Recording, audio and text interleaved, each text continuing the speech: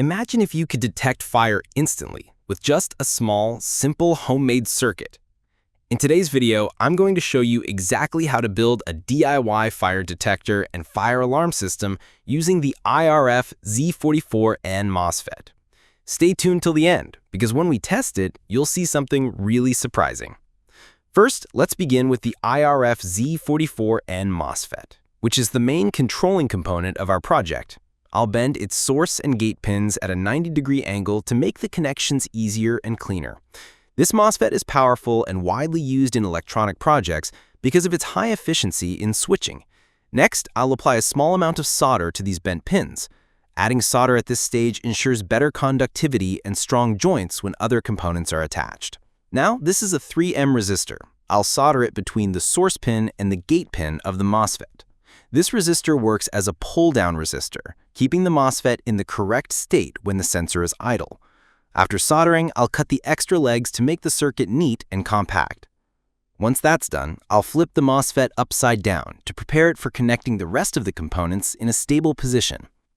Here's our buzzer. This will act as the alarm. I'll solder its negative pin to the drain pin of the MOSFET.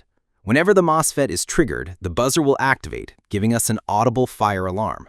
Now, we bring in the IR sensor. I'll solder its negative pin to the gate pin of the MOSFET and the positive pin to the positive pin of the buzzer. This sensor plays the key role in detecting the flame.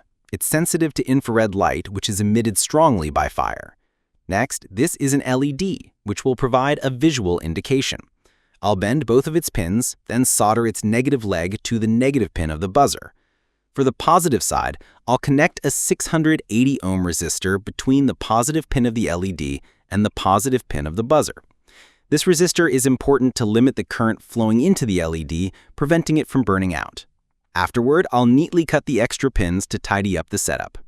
Now, it's time to power up the circuit.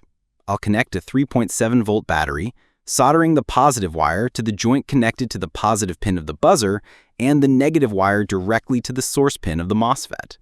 With this, our fire alarm circuit is fully complete and ready for testing. Let's test it. I'll take a lighter and create a flame near the IR sensor.